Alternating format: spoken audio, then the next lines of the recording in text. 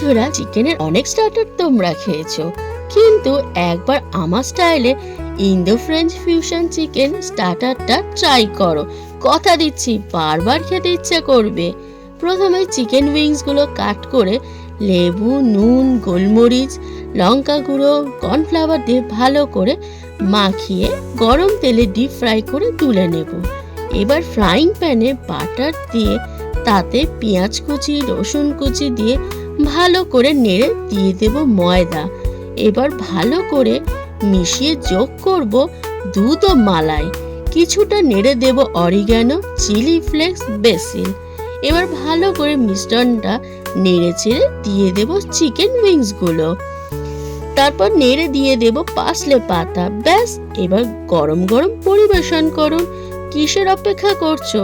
তাড়াতাড়ি like, share and subscribe করে দাও।